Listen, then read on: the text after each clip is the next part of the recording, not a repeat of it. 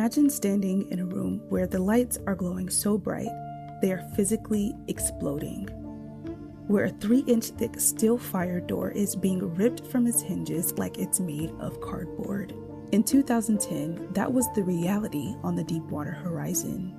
It started weeks before the explosion when a crewman pulled handfuls of shredded rubber out of the drilling fluid, the literal guts of a failing safety seal, and was told by a supervisor that it was no big deal. The big beautiful bill is here.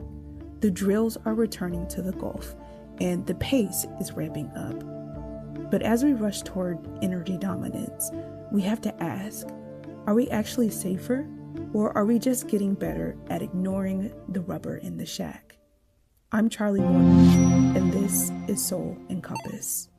Today, we will talk about the big beautiful bill and the devastating consequences that arise when the relentless rush for oil outweighs human and environmental safety. We will explore how the pressure to produce turned an engineering marvel into a cautionary tale of what happens when we move too fast for our own good. It's February 2026. If you look at the news, we're in a new golden age of American energy. Gas is back under $3. The one big beautiful bill has opened up 1 billion acres of ocean for drilling. The vibe in DC and in the oil patches is simple: speed, dominance, growth. But when I hear that, I don't think about the stock market. I think about a story from 2010.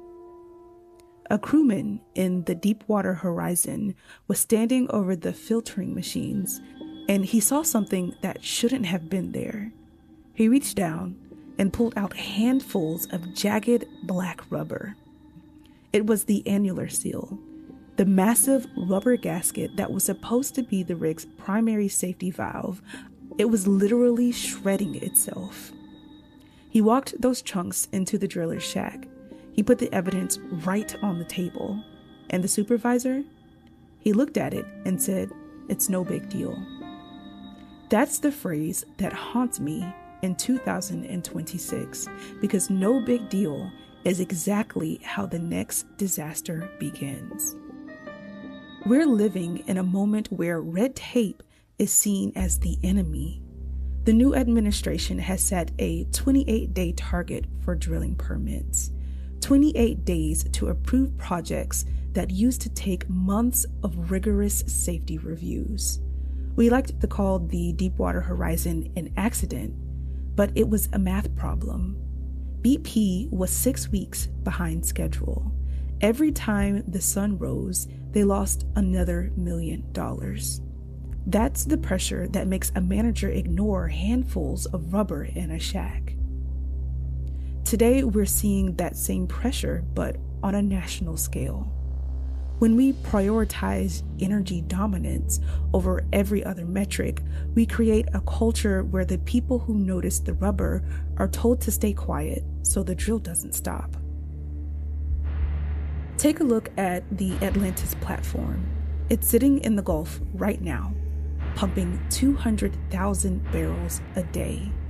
BP just announced a massive expansion to future-proof it through 2045. But for years, whistleblowers have been screaming that the Atlantis is operating with a mess of unapproved engineering drawings. If there is a blowout tomorrow, the crew might not even have an accurate map to shut it down. When the government cuts the EPA's oversight or cuts the budgets for environmental justice programs, we are effectively firing the watchmen.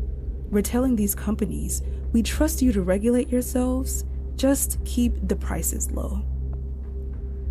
On the Deepwater Horizon, the blowout preventer had a dead battery and a hydraulic leak.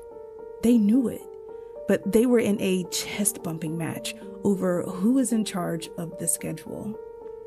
In 2026, the schedule is the priority again.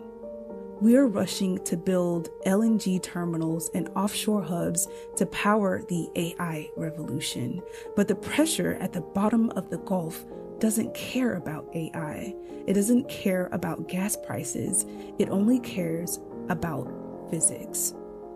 If we don't hold these corporations to the fire now, while things are going well, we're just waiting for the next Mike Williams to have to jump 10 stories into a burning ocean because some manager in an office decided a broken seal was no big deal. We can have energy independence, but we have to decide if we are willing to pay for the people who make sure the rubber stays in the pipe. Because once the gas starts hissing, it's too late. If you or someone you know are concerned about the risks of offshore drilling or any of the other ripple effects from the Big Beautiful Bill, share this video with them and subscribe to support the channel. For the truth behind the pressure, this is Soul and Compass.